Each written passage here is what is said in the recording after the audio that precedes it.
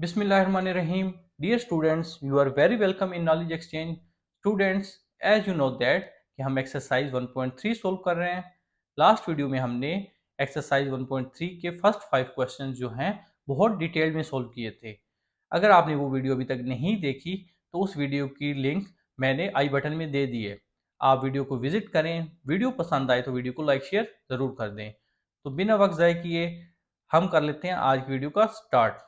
Students, आज की इस वीडियो में हम रिमेनिंग 5 क्वेश्चंस जो हैं वो सोल्व करेंगे और उसके साथ हमारी एक्सरसाइज जो है वो कंप्लीट हो जाएगी।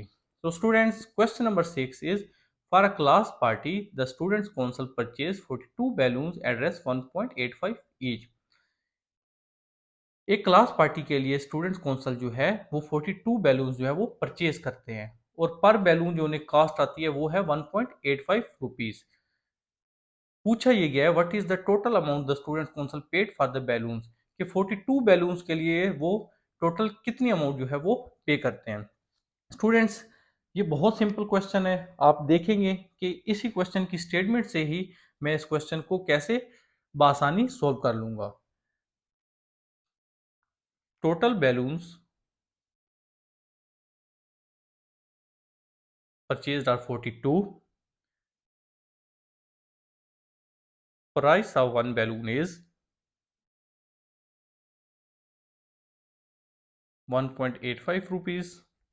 सो स्टूडेंट्स, टोटल प्राइस हमने जो है वो बतानी है, वो हो जाएगी सिंपल 42 इंटू 1.85 और ये हमारे पास आ जाएगा 77.5 रुपीज़।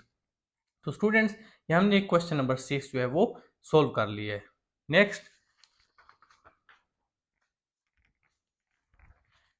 क्वेश्चन नंबर 7 है a group of friends made 4 yard long rectangular banner. एक दोस्तों का ग्रुप है, वो एक रेक्टेंगुलर बैनर बनाते हैं जिसकी लेंथ जो है वो 4 यार्ड है। दे paid Rs 3.75 per yard for the fabric and Rs 9 for the film to go around the banner 10 yard parameter. और जो पैरामीटर है उस रेक्टेंगुलर बैनर का वो गिवन है वो है 10 यार्ड। हमने बताना है कि इस बैनर की विड्थ कितनी होगी। सबसे पहले एक हम डायग्राम बना लेते हैं इस क्वेश्चन की स्टेटमेंट को सामने रखते हुए।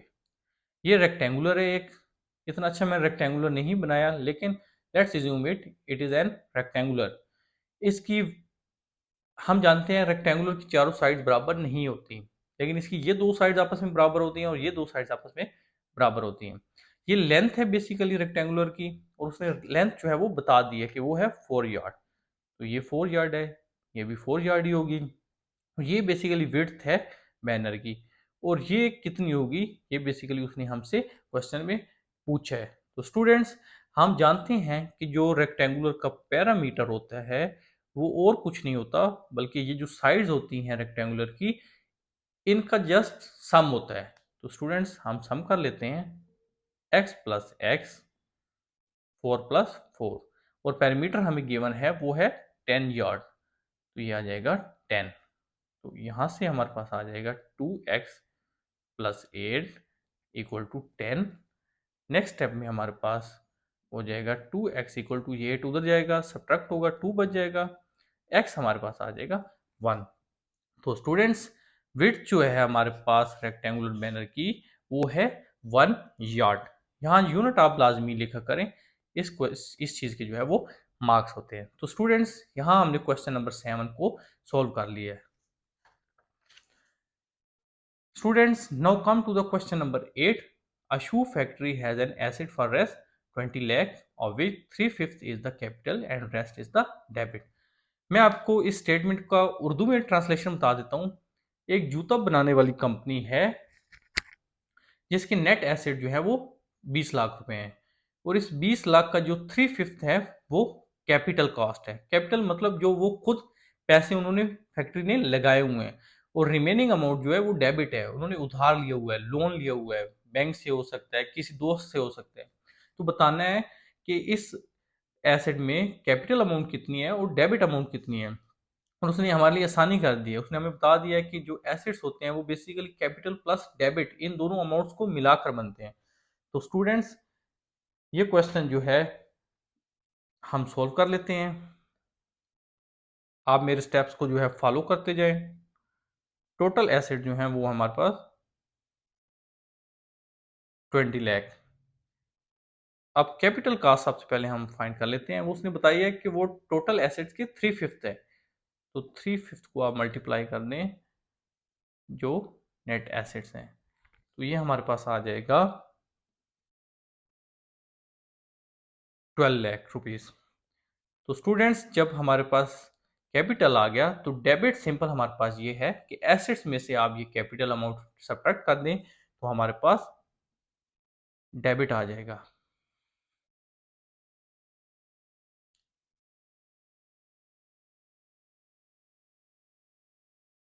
स्टूडेंट्स ये हमारे पास आ जाएगा 8 लाख रुपीस। तो स्टूडेंट्स देखिए हमने कैसे क्वेश्चन की स्टेटमेंट को सामने रखते हुए कुछ ही स्टेप्स में बहुत आसानी से इस क्वेश्चन को सोल्व कर लिया है। हमने कैपिटल कास्ट और डेबिट कास्ट दोनों निकाल लिए हैं और यही हमसे निकालने के लिए इस क्वेश्चन में कहा गया था। Students now let's come to the question number 9।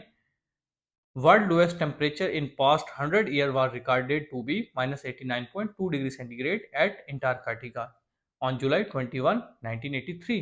Antarctica एक बेसिकली बड़े आज़म ही है दुनिया का, जो 7 बड़े आज़म है ना उनमें से। बेसिकली यहाँ पे कोई लिविंग नहीं है। यहाँ पे जस्ट फ्यू एक ग्रुप है अमेरिका का जो जस्ट रिसर्च पर्पज के लिए वहां पे रहता है। यहाँ पर बर्फ ही बर्फ होती है, ग्लेशियर्स हैं। जस्ट ये मैं आपको थोड़ा सा हिंट दे दी अंटार्कटिका है क्या। तो हमें ये टेम्परेचर क्वेश्चन बेसिकली इस क्वेश्चन में गिवन है डिग्री सेंटीग्रेड में, और उसने हमें कहा है कि इस टेम्परेचर को आप फ़ारेनहाइट और केल्विन में कैलकुलेट करके दें। ये एक अच्छा काम किया उसने उसने हमें डिग्री सेंटीग्रेड की फ़ारेनहाइट और केल्विन के साथ जो रिलेशन है वो बता दी है। तो अब ये क्वेश्चन बहुत सिंपल है, इसमें कुछ भी नहीं है। आपने जस्ट क्या करना है, आपने जहाँ डिग्री सेंटीग्रेड है वहाँ इसकी वैल्यू पुट करनी है और आपको जो है रिक्वायर्ड टेम्परेचर जो है वो फ़ारेनहाइट और केल्विन में आ जाएगा जो क्वेश्चन की डिमांड है। तो स्टूडेंट्स चलें हम ये स्टेप्स कर लेते हैं। फ़ारेनहाइट इक्वल टू 9/5, सी की जगह -89.2 डिग्री सेंटीग्रेड पुट कर लें +32। ये आप सोल्व करेंगे, ये आ जाएगा। कैलकुलेटर से आप ये स्टेप कर लें। तो स्टूडेंट्स फर्दर सिंप्लीफाई करें आप तो ये बन जाएगा 160.56 +32। स्टूडेंट्स ये हमारे पास आ जाएगा -128.56 फ़ारेनहाइट। स्टूडेंट्स ये फ़ारेनहाइट में जो टेम्परेचर है मैंने वो कैलकुलेट कर लिया है। कुछ भी नहीं किया, डिग्री सेंटीग्रेड में टेम्परेचर गिवन था। जस्ट इस रिलेशन को यूज करके जो कि गिवन है क्वेश्चन में, मैंने फ़ारेनहाइट में टेम्परेचर जो है वो कैलकुलेट कर लिया। सेकंड पार्ट जो है इस क्वेश्चन का वो केल्विन में टेम्परेचर कैलकुलेट करना है। तो केल्विन के साथ जो डिग्री सेंटीग्रेड की रिलेशन है वो गिवन है। यहाँ पे डिग्री सेंटीग्रेड की जो वैल्यू है वो आप पुट कर दें +273। तो ये आप सोल्व करेंगे तो आपके पास टेम्परेचर जो है वो आ जाएगा 183.8 केल्विन। तो ये केल्विन में भी जो टेम्परेचर है वो हमने फाइंड आउट कर लिया है। तो इस तरह ये क्वेश्चन नंबर 9 जो है वो हमारा सोल्व हो गया है। अब हमारा क्वेश्चन नंबर 10 है और ये लास्ट क्वेश्चन है इस एक्सरसाइज का। इसकी स्टेटमेंट थोड़ी सी बड़ी है लेकिन ये इजी क्वेश्चन है, आपने घबराना नहीं है। मैं डायरेक्ट इसकी उर्दू ट्रांसलेशन कर देता हूँ। एक कंपनी है जिसको गवर्नमेंट तरफ से जुर्माना होता है क्योंकि उनकी जो प्रोडक्शन होती है उसकी लो क्वालिटी वो प्रोडक्शन दे रहे होते हैं। अगर इस कंपनी के 3 शेयर होल्डर्स हैं, फरा, मरियम, तहरीम, और उन्होंने इस रेशियो में इन्वेस्ट किया हुआ है 1:2:3, तो बताएं कि ये जो पेनल्टी हुई है उसमें कितना कितना अमाउंट जो है वो इन तीनों शेयर होल्डर्स के हिस्से में जो है वो फाइन आ रहा है। तो ये क्वेश्चन है बेसिकली। तो क्वेश्चन की स्टेटमेंट से ही हम क्वेश्चन को सोल्व करते हैं। टोटल पेनल्टी जो है वो आप लिख लें, जो कि गिवन है क्वेश्चन में, ये अमाउंट गिवन है, ये आप लिख लें। अब जो शेयर होल्डर्स हैं उनकी डिटेल हम लिख लेते हैं। फरा, मरियम, तहरीम। अब कितना किस किस रेशो में उनका शेयर है क्वेश्चन में गिवन है वो लिख लेते हैं। अब सम ऑफ रेशियोज जो है वो हम फाइंड कर लेते हैं। ये सम ऑफ रेशियोज जो है ये करना बहुत ज़रूरी है और ये बहुत इंपॉर्टेंट है। इसी के ऊपर ये आपकी क्वेश्चन जो है इसका सॉल्यूशन जो है वो बेस कर रहा है। अब इंडिविजुअल शेयर जो हैं वो फाइंड कर लेते हैं। शेयर ऑफ फरा वो कितना होगा, इसका जो शेयर है वो 1 रेशियो में है। 1 डिवाइडेड बाई जो टोटल रेशियो है वो मल्टीप्लाई बाई जितनी अमाउंट जो है वो पेनल्टी हुई है वो, this amount.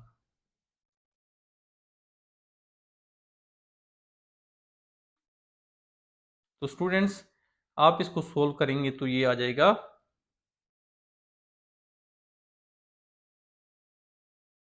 76,144 rupees.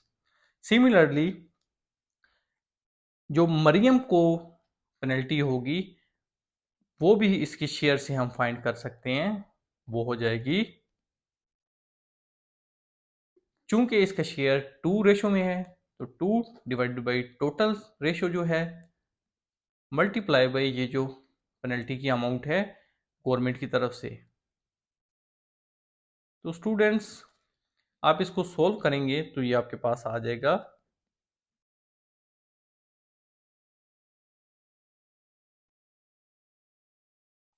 1,52,289 rupees. Similarly जो तहरीम की रेशो है वो भी आप इस तरह फाइंड कर सकते हैं। जस्ट आपने उसमें क्या करना है, उसमें आपने करना है 3 divided by 6 multiply by this penalty amount, तो वो आपके पास आंसर आ जाएगा। मैं डायरेक्ट लिख देता हूँ। तो स्टूडेंट्स यहाँ पे ये क्वेश्चन हमारा कंप्लीट हो जाता है। तो स्टूडेंट्स इस क्वेश्चन के कंप्लीट होने के साथ साथ हमने इस एक्सरसाइज को, जो कि एक्सरसाइज 1.3 थी, वो हमने सोल्व कर लिया है। उम्मीद है आपको इस एक्सरसाइज की समझ आ गई होगी। अगर आपको कहीं पे कोई एम्बिग्युइटी है, कोई प्रॉब्लम है तो कमेंट सेक्शन में ज़रूर बताएं। वीडियो पसंद आए तो वीडियो को लाइक शेयर करना ना भूलिएगा। अपना ख्याल रखें, मिलते हैं अगली वीडियो में, तब तक के लिए अल्लाह हाफिज़।